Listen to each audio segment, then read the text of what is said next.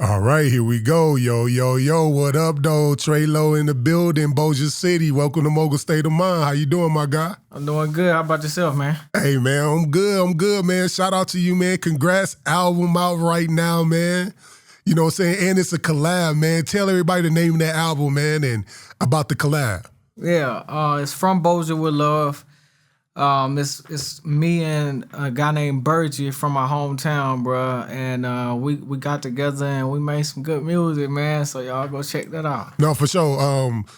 Just before the interview, me and you got to listen to a song. And the dope thing about it is you staying with that original Shreveport Bossier bounce, that sound that's iconic to y'all area. You know what I'm saying?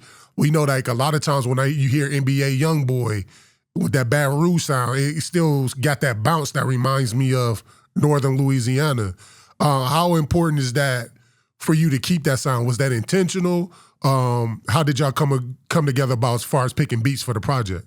Yeah, for that sound. Well, first let me say, Baton Rouge, where YoungBoy from South Louisiana. So it's a little different than North Louisiana. But keeping that Louisiana sound, though, in general, that was intentional for that beat. It wasn't even an intentional song. It was just going through beats together, trying to figure out what we felt good about. Yeah, I played that, instantly heard it, and just what you being from that element and knowing, it instantly spoke to me. I'm just like, ooh wee, like, how can I make this mine, though, without doing what they do on them songs? Yeah. You know what I'm saying? Shout out to all the people that's from the booth making music and stuff. But I wanted to make it me and relevant to how I'm living, how I think, and how I move. And so I was like, this would be fun. So we really made that song, What's Understood. That's the name of it. I don't know if you said it. I just wanted to bring that to the people. Yeah. So that's the name of it. It was out of fun, bro. And making it. And it turned into, everybody loved it. Like, how I made the project was, we had like a listening session for a few people to come in and pick the songs out of everything we made. Yeah. That was like one of the highest voted songs, and we didn't expect it because we was like, man, we having fun on this whole. Yeah. And shout out to Hula Baby Nino. He killed that bitch. That's the feature on it, too. Okay. So I had to give a shout out to that boy, man. He be showing a lot of love. Isn't it crazy how that works, though? Like, you have something that you create a project, and you got a song that's your favorite. You like, man, this one gonna go, and then you bring a collective of people in there, and they pick something completely different that you don't think like that was the one. Yeah, that's exactly what happened. Yeah. on multiple songs, dog. We was like, me and Bergie both like, dog, what the fuck? How this not make it? Yeah. It's shit that didn't make it, and we just like, nigga, this easily the best verses that we made. This the realest shit we wrote. You know what I'm saying? Do it make you sometimes be like, man, people don't know what they want. Let me just make them. I'm putting this one on here. Did you just have some song? No, he ain't let me. I was like, do we pull the plug and be like, bro, we just making an executive decision. Fuck what they talking about. Yeah. He was like, nah, bro, that's the point. We brought them together. Like, nah, we can't do that. So we both agreed, nah, we can't do that. But a couple people was like, just put it on as your. But what we probably may do a deluxe. You know what I'm saying? And drop a deluxe on them later. So that's probably how it'll roll out if we roll it out. Got you. I had a chance to interview Big Fella Zeal. Yeah. You know what I'm saying? And Zeal. Is that? Zeal, yeah. Zeal. For Shreveport. You know, he had that song come through, Working My Shoulders. And so, you know what I'm saying? And he kind of broke down, he talked about that Northern Louisiana sound. You just said, like, it's a difference, though, between the Northern Louisiana sound versus the Baton Rouge sound.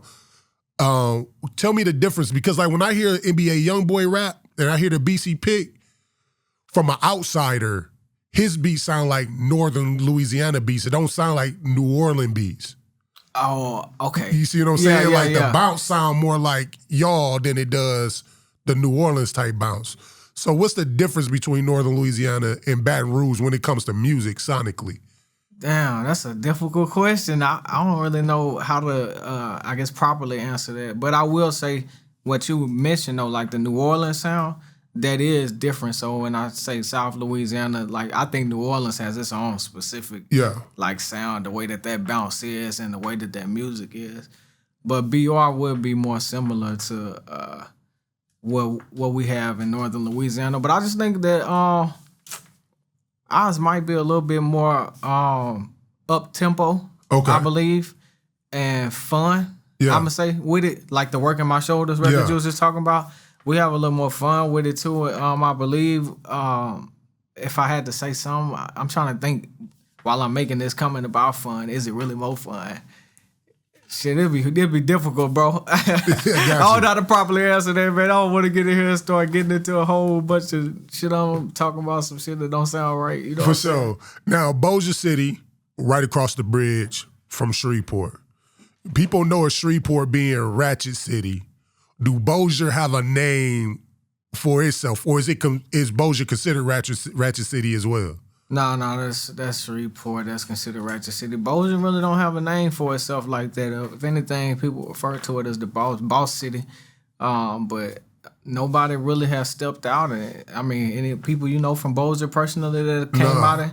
See what I'm saying? I don't think it's representative yet from where I'm from that has did anything to make it a name and give it a name and give it a nickname. But that's hard. I might be the person that help out with that. You know what I'm saying? I'm going to say help out because I don't want to just say I did it all by myself. Gotcha. Because, it's always a team behind what you're doing and support system. You know what I'm saying? So maybe we come up with something together and collectively start calling it that as the growth happen. You know what I'm saying? Boss City, I mean, it's hard because just to play on the BOSS, that in itself, out of Bossier, I think that'd be dope. Boss City. Boss City. You might have started something, man. We might be the boss there now. You go. Boss City. Hey, no, for sure. Boss City, yeah. The upbringing, like, what's the upbringing like in Bossier? And let's kind of give me a compare, because a lot of people, when they say Bossier is the good side. Yeah. You know what I'm saying? That's kind of the esteem side if you're on the Bossier side, and Shreveport is more like the grimy side. What's your upbringing like, and what's your viewpoint of that stereotype? Yeah, man, I would really agree that Shreveport definitely more grimy than Bossier. I have to, you know what I'm saying? It's different. But it's parts of Bossier that's similar though, in those same aspects where it's, maybe poverty, low income, and violence and stuff like that. That's a Louisiana thing, bro, around the board, to be honest. But my upbringing, I didn't grow up on that as much.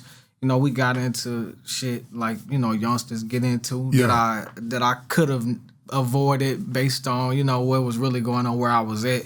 But, I was around it all the time, bro. My friends from, my closest friends from that, and we was there all the time.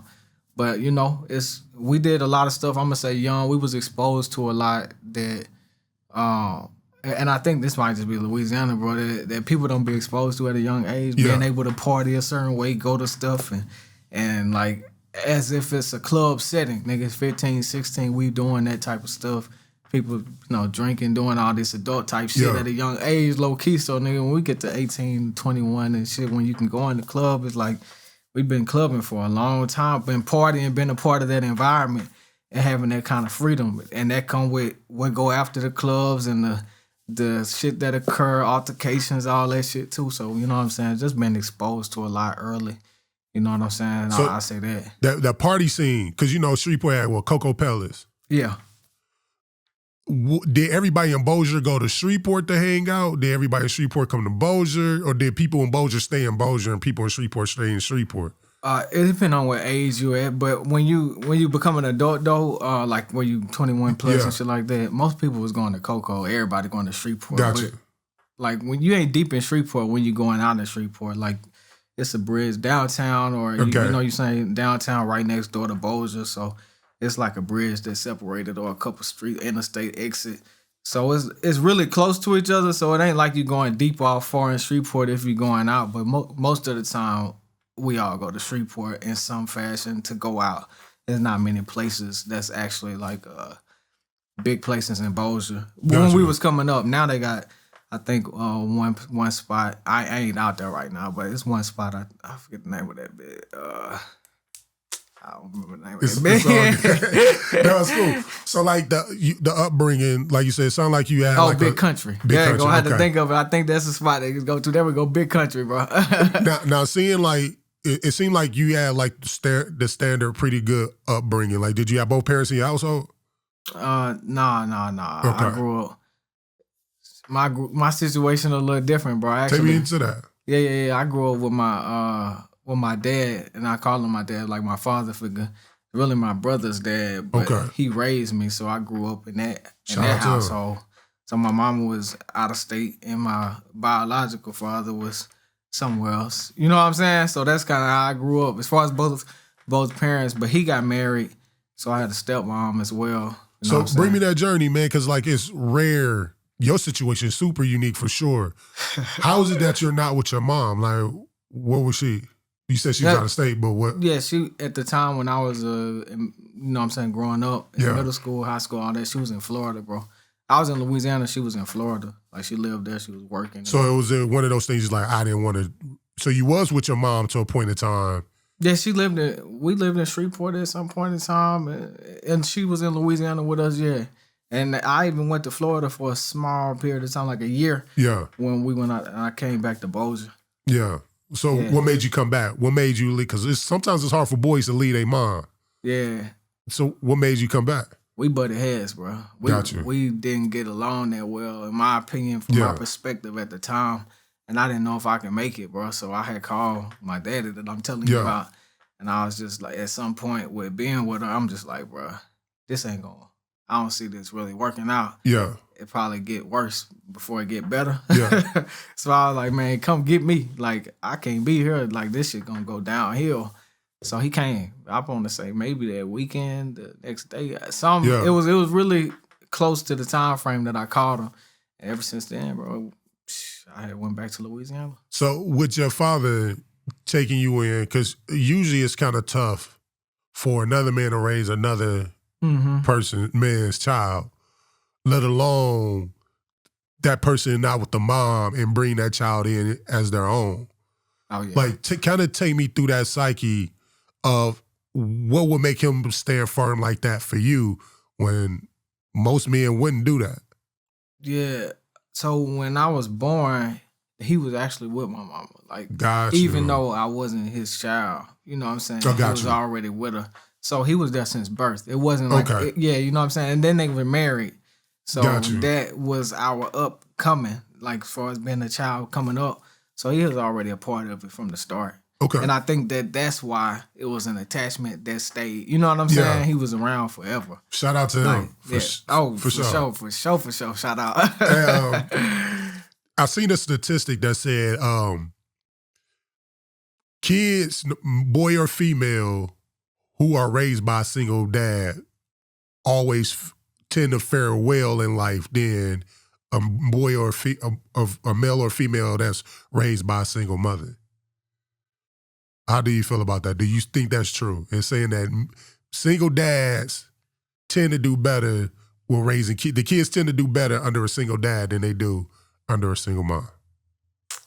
But I'm going to be real with you. I don't know many single dads. Like, the only one, it was mine, you know what I'm saying? But like I said, he got married. The stepmom was a part of this whole situation too. So shout out to her too. But I don't know, man. I would say single mother just because naturally that's all I know. That's all I say. I don't never see no nigga being no single daddy, man. Yeah. Like, it's a very rare occasion. Would you agree though? You gotta be a terrible ass mom to lose your kid. Saying, like dog, a super terrible mom for the dad to end up with the kids. Yeah, I'm like, you tell me, bro, every woman I'm thinking about people I know right now, my age, my peers, bro, they all single mothers. Single mom. You know what I'm saying?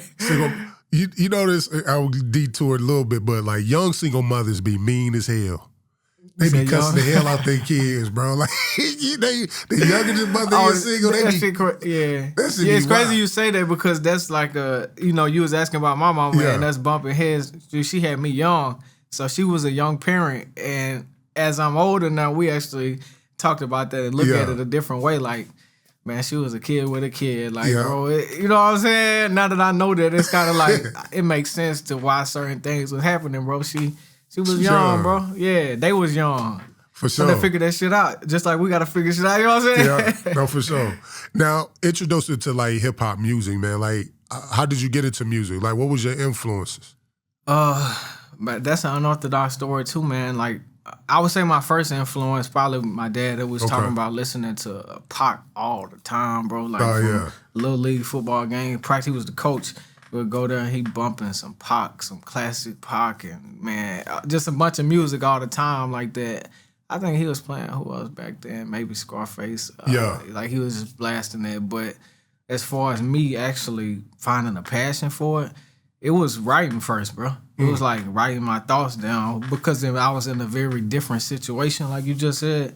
And I, at a time, bro, I didn't feel like I could express myself. I didn't know how to because I'm like, damn, bro, my mama here ain't with my mama. My daddy ain't a part. Like, I'm just with a family almost. It's like, damn, what's my placement here?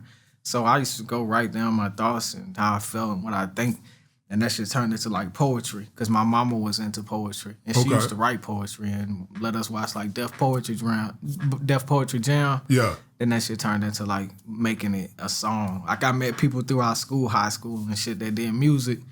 Then we just started having fun with it, making actual songs. Then so I recorded my first song probably in high school. Got you. Yeah. So in high school, not only you started getting to music, but you was an athlete as well.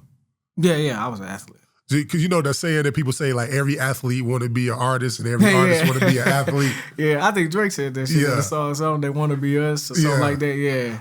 If you could pick the perfect life, megastar as being an artist or megastar as being an athlete, which one would you pick?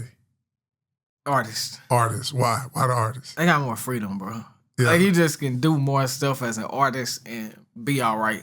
Yeah. With being an athlete, bro, you gotta be under strict protocol. You know what I'm saying? You're gonna be waking up a certain time. You're gonna be here, do this. Your media training gotta be a little different. You gotta be more put together. As an artist, you can kind of be free. Like, you know what I'm saying? That's true. You want to smoke you a joint. I don't smoke in that, but I'm just saying, you want to smoke something, you want to do something, bro, you can do whatever. And it's cool. It's cool, you know what I'm saying? For sure. As an athlete, bro, nah, they like, hey, you did what? I'm going to make an example out of you. Now, what athlete you was playing? Football? Yeah, I played ball. Football. And you went to college too, right? Playing ball? Yeah. Kind of take me to that going to school playing ball, man. And were you doing music, pursuing it in college? And was music still has it become the forefront for you while you're playing collegiate ball? Nah, it wasn't the forefront. But going into college, so I wasn't serious about music. It was fun. But I definitely took it to college, recording in the dorm, like engineering, recording with people. Shout out to Deezy. I don't know if you have heard of Deezy on the beat, but I met him in Monroe at college. Okay. And he used to produce a lot of little Snoop stuff, man. That's pretty reputable. Yeah. So I got with him, and that's one of my biggest songs still to this day. I think as far as streaming, it still get played most. We made a song called Louisiana when I was out there in Monroe. So I had a thought there, and we started getting more serious, but it wasn't the forefront at all, bro. It was like I was living in college, man. I went out there, I played ball to get back to the ballpark. That's Louisiana Tech. Is that what's in Monroe? Where you end up going? ULM. University of Louisiana Monroe. Okay. Yeah. And I ain't even play ball throughout the whole time. I ended up quitting, man. I just lost my passion. Hey, man. I don't know if I ever had the passion or if I was playing for the wrong reasons to prove a point. But you know what I'm saying? I got there, and that started becoming something that was in the background too. Yeah. And it was just school and everything. And then I pledged and shit, I got involved with shit during pledging, so that kind of changed the dynamic. So let's talk about that, pledging, because you'd be the first person on here knowingly that's in a fraternity. You part of Omega Psi Phi. Yeah. Tell me a little bit about pledging Omega, man, becoming a Q. Like, what made you go Q instead of any of the other fraternities? I feel like playing football. That's like a group of guys I met.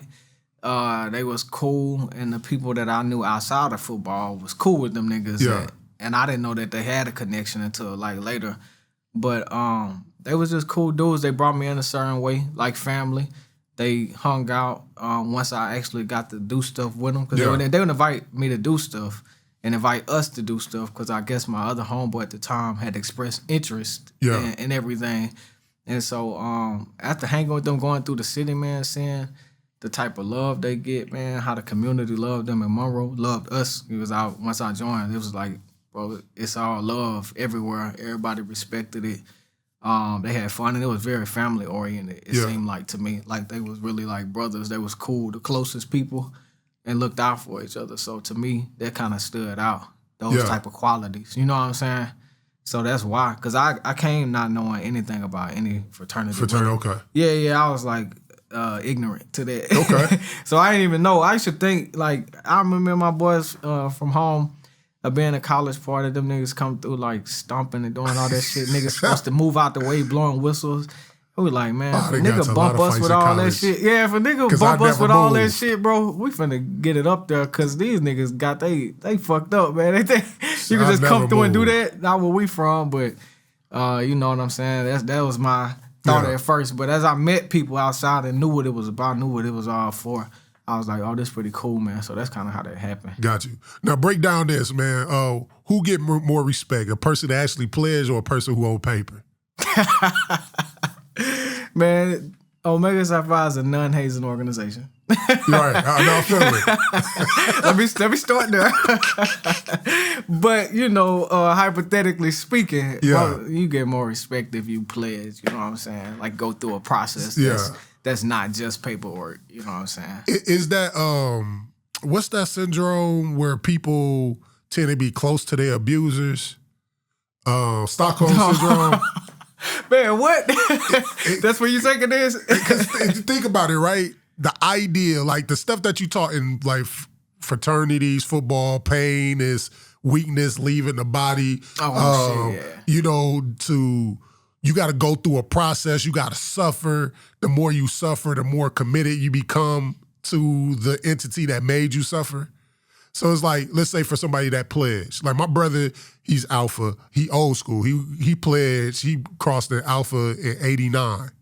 So hazing wasn't illegal, and he was pledging above ground like on Different World. Yeah. You know what I'm saying?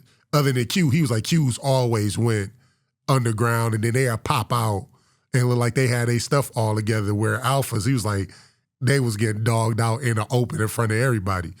But, you know what I'm saying? Like, but people will always say, like, a person who going through the process or being pledged or whatever, they tend to have a deeper connection to the fraternity because of all the suffering the same set fraternity put on them. And they say, like, that's kind of Stockholm syndrome. You have a deep connection to the person that caused the abuse. Yeah. Versus it seems to make more sense.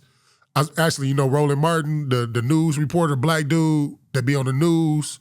Nah, that don't ring a bell. He was just on Vlad. Yeah. And he's part of Alpha Phi Alpha. And he was talking about how they didn't pledge, and he's older too.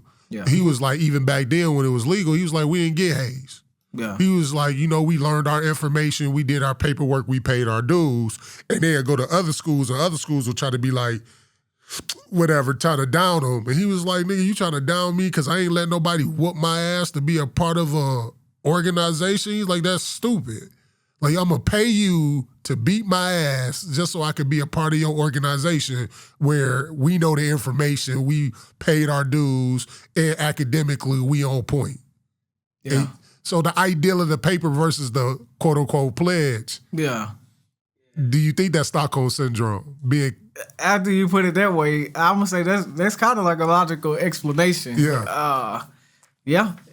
I mean, what you're saying is true, but I think also too though, it's just like when you, I guess, work harder for something, you appreciate it more. Yeah. The other aspect of it is like the more work you put in for anything you do, bro, the more it means to you once you actually get where you're trying to go.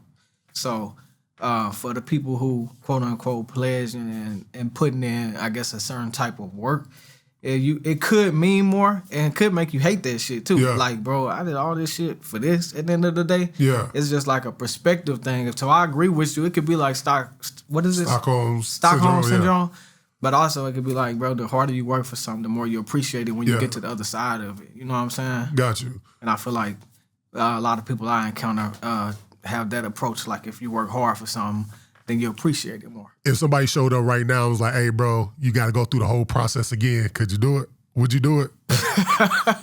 Nah, bro. I did enough.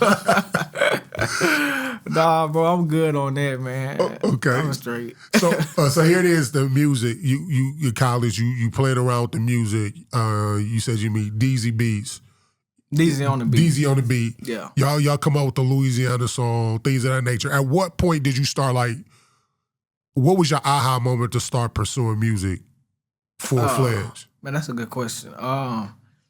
I'm saying at the Art Institute. I ended up coming out to Dallas and going to the Art Institute in Dallas for a small period of time for like audio engineering. Okay. I met people and got connected with some folks, and then I ended up going to Media Tech. You know where Media Tech? Yeah, I know Media Tech, right? Yeah, course, so I started recording with some people that was going to school at Media Tech. Yeah. And a lot of people at that point was like, bro, you got some shit, man, nigga. You gotta go. Like, damn, bro, like you different. Like nobody from where I'm from doing how I'm doing it, putting it together. Yeah. Everybody want to be this and want to be that with their music. And I had like an original sound, and it had that real life shit to it. And so a lot of people was in my head, and they just kind of made me believe it, bro. Because I never saw it like that, to be honest. I had never had rap dreams, dog, if I'm being real with you. Yeah. And then I got here, and niggas just made me believe it could happen. And as I start working more, I was like, oh, this shit can happen. Like, this shit it doesn't seem that hard. It's very accessible. You know what I'm saying? Yeah. So that's kind of how it worked for me. So I say out here at the Art Institute, bro, I was like, damn. And then I dropped out of the Art Institute. That shit was expensive. Hell yeah. A private art school, out of state shit. Man, I was like, yeah. And you don't need that in music to Not get no where more you're at all. Yeah, so. Yeah. So now you doing the music thing. Because we're in a space right now, me and Sean Cotton, a lot of us, we always debate, like, Sean, like, music dead. A lot of people just saying, like, music is dead, especially when it comes to, like, male artists.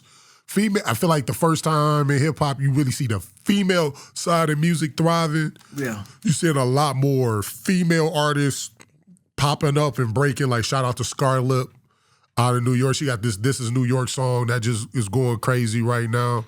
Crazy story. You got Lotto. You got what's the one chick? Sexy Red, the Pound Town girl. The female side of rap, Suki, all of them going crazy. But like the male side of rap, I think to see like the last new artist we really had pop was like Finesse 2 Times. We haven't really had no other new artists just really pop up on the scene. Like, how do you feel about music, especially on the guy side? Is it dying, or why does it seem like male rap is kind of dead or stagnant right now? Nah, man. I don't think it'll ever die. I don't think it's dying. I don't think it's dead. I don't think it'll ever die. It just depends on what you looking for, because you can find, now it's thousands of artists. You can find what you're looking for if you're looking for it. But, yeah, as far as like the last big act that popped up, bro, now that you say that with Finesse 2 Times, I'm trying to think of anything that stand out to me right now that's going up. And it just seemed like it is kind of stagnant a little bit. It seemed like, now that you bring that up, from that perspective, like, I don't be looking at the bigger picture all the time. Sometimes I got specific niggas I listen to. Like for me, for example, Don Tripp. Okay. That nigga done dropped like 4 albums or something this year. Like every month he done delivered. I'm just like, bro, what the fuck? So to me, that nigga rolling, because I bump him, like, on the day-to-day. So I'm just, shout out to Don Tripp. So I'm just like, certain shit still happening, but he ain't, I think his choice is not to be where Finesse 2 Times is, and as far as the spotlight going as hard, being as big, like, it seems like that might be how he want to do it. So I don't think it's dead, bro. I think niggas still working. Niggas still doing their thing. I think the game might be about to transition, though, into, because everybody woke now, conscious, and trying to be aware of stuff and do things differently. And what's going on out here and people talking. What you think is like one of your biggest pet peeves when it comes to pursuing music, dealing with the industry? Man, that's a good question. I want to say the idea that you gotta fake it till you make it. I don't like that idea, man. I think I'm cool with it. Yeah. He said, I'm cool with it. You gotta fake it till you make it. Because at the end of the day, this shit is just entertainment. I think but you can be you and be entertainment, though, bro. You can be you and be creative enough to make yourself entertaining for who you are. Well, I guess we have to define what is fake. What do you mean by fake? Oh, okay. That's maybe that's what we need to figure out. What we mean by fake. Okay. Like niggas be like fake it till you make it, and I think in reference to even faking like you cool with somebody to get something out of. Yeah. Like I can't fool with you and come deal with you if I don't like what you do. If I don't like how you handle folks, I ain't faking it. I ain't coming in here acting buddy because you got a platform and that ain't happening, bro. Yeah. If you done did some foul stuff, I'm gonna holler at you. That type of stuff. Even your persona image. Man, go do this and look this way. You want to make it look like this so people think it's this. Man, come on, man. You ain't got to do that. People respect where you are too if you just authentic too. Like, you know what I'm saying? And you can still make that entertaining and fun, but you ain't got to go rent the Maybach to come pick you up from the airport and then do this and do that and, you know, put a lot of jewelry on to look like something. Because at the end of the day, bro, depending on what you're trying to do, it's about the product. If the product music, you gotta get back to the product. You know what I'm saying? If you the product and you trying to work on endorsements, depending on your aim, if you're trying to be a influencer or something, that's the thing too now. So it can work for you. You know what I'm saying? But it's just like, fake it till you make it shit, bro. I don't be fucking with that. So I disagree with you still. I'm all about faking it till you make it. Because, I mean, entertainment is fake. The ideal for entertainment to make it good is to create the illusion to make it feel real. Like when we go to a movie, we know the movie is fake. Sure, it can be based off of real events, but what makes a movie good is that you walk away it feeling real. Like if it's a love movie or a tragedy, you walk out like, damn, that's messed up, and you got the emotional pull. You want that. Music is very emotional. I want to hear songs like, I love hearing songs about people killing people. But I think it's absolutely stupid if you out here really killing people. Yeah. Denzel Washington, is he fake? He goes into every movie and he plays a different character that has a different role. And he's probably somebody else in real life, but he has to take on these characters to deliver these projects. And I think hip-hop has got to a point where the idea of real is, for me, hip-hop is kids who wanted wrestling to be real and so they started wrestling and actually making it real. Like, and that's why it's so dangerous. It's like, that's why you got 12, 13, 14 years old out here with switches. Not to say we know slanging iron. Now we know poverty has a bigger role to play in that. But that kid feel like, well, if I want to be a rapper, I don't want to be fake. So if I want to rap about sliding, if I want to rap about this or rap about that, let me go do this shit. So now I can jump on track. Yeah, slid on them niggas, shot the whole block up. 2-2, you good? I see you in the hospital, my boy. I'm sorry I missed you that last time. You know what I'm saying? Like, they do the stupid shit. Who you talking about? That's not specific. Nobody, I'm just saying. What you But it's wild. Like, that's how it is now. Like, cats go do stuff, put it on tracks, and now get indicted because they want it to be real. And that's why I say to fake it until it make it. Yeah. I just say fake it the whole time. Like, I'm the Chad Ochocinco. If you rich, Chad say he go buy fake jewelry.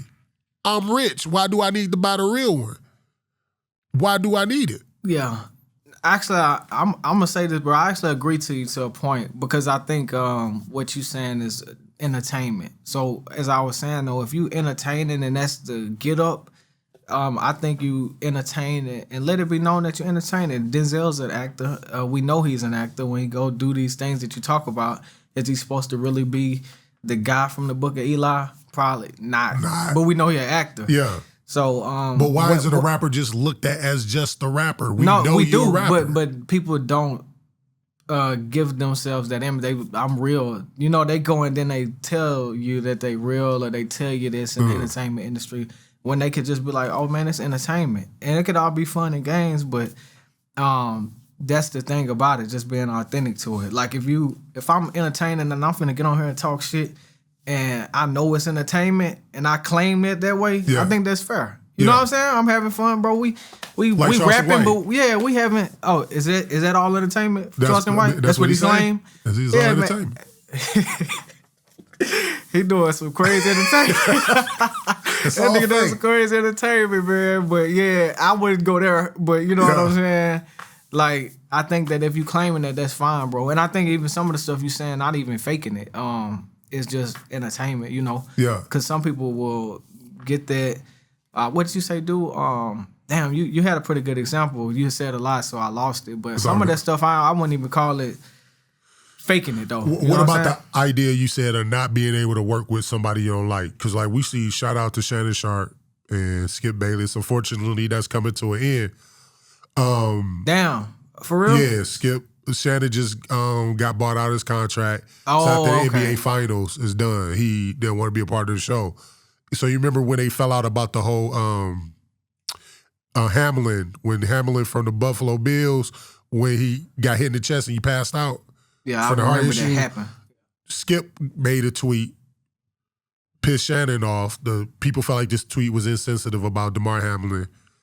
And so Skip didn't come to work the next day. And so when he finally did show up to work and he was addressing it, Skip was cutting him off and they got into a big argument. Oh, I've seen a clip of that. Yeah. I actually ain't keep up with it, though. So from then, that whole time, and like behind the scenes, Shannon was working on leaving from that point. But from day to day, he showed up and did his job across from Skip. Yeah. No issue. You couldn't, I'm quite sure people out there claiming they could tell there was a shift in the dynamic. Yeah. But Shannon showed up and debated unapologetically like he always done. He did his job. Even though he maybe don't like Skip, don't care for Skip, after the NBA Finals is done.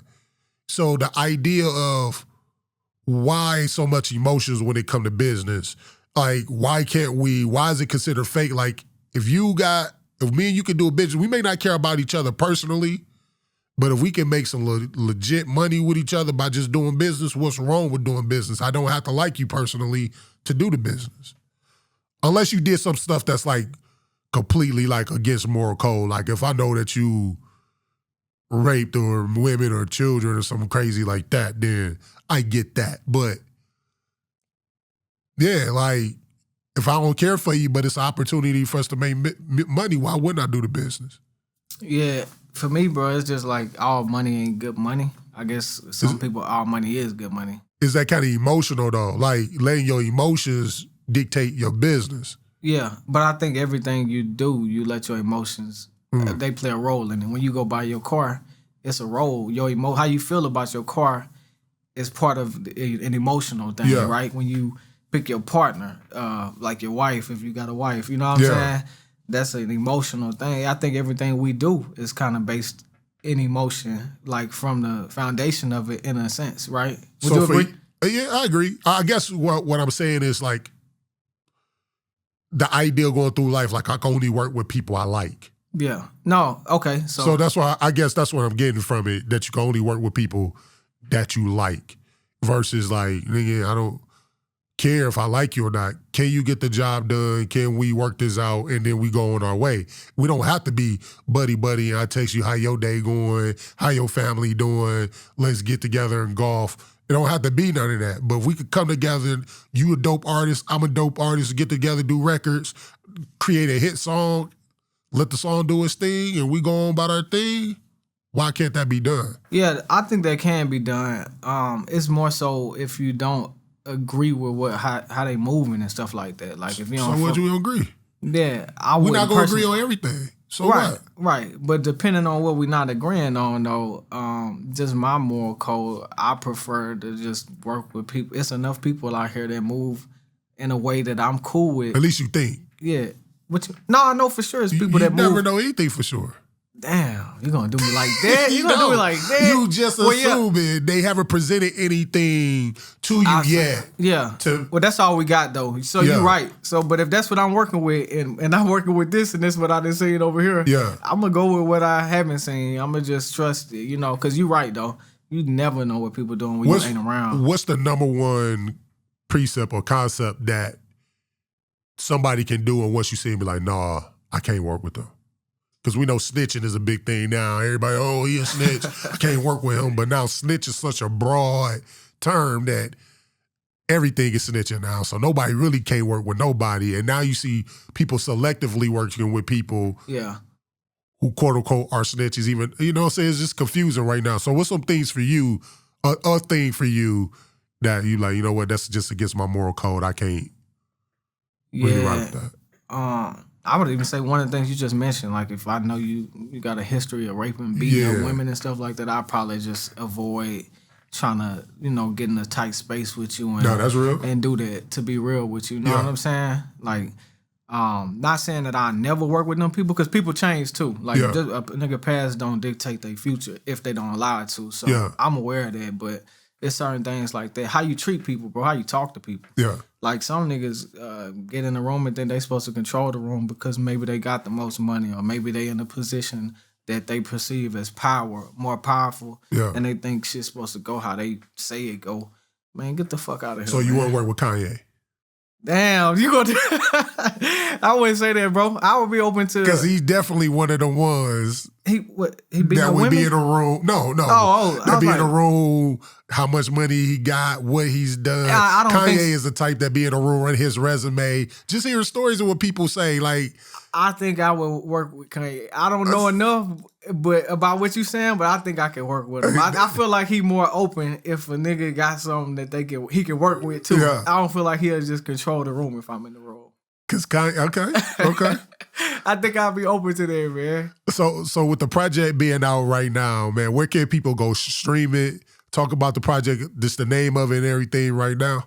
Yeah, From Bossier with Love. It's on all streaming platforms, from Spotify, Apple Music, Tidal, Google Play, whatever you got. YouTube if you're a YouTuber. Yeah. And if you're looking for it, what else you said?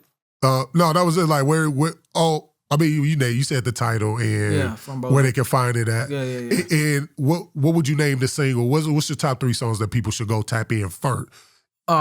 What's Understood, because it's a single right now and it's working. And that's what Hula Baby Nino, like I said, shout out to Hula Baby Nino and Burgie. Let me make sure I make that clear too. That's a joint project with Burgie, so we repping Burgie too right now, even though he not with me. Shout out to him. Yeah, shout out to Burgie. From Bossier with Love. I would say No Tomorrow after What's Understood, because that's the single. No Tomorrow, and I'm gonna put on for the 318. I'm gonna say Can't Miss, bro, because we got Kirko on that hoe, and we got Kirko talking about the 318. Okay. I think the women gonna like that shit, bro. I think the women gonna like that one. Well, I tell you what, man. Hey, TreLow, bro, man, it's a pleasure sitting with you, boy. Man, congrats on everything that you got going on, man. Congrats on the album out now. Hey, until we meet again. All right, bro. Appreciate it. Peace.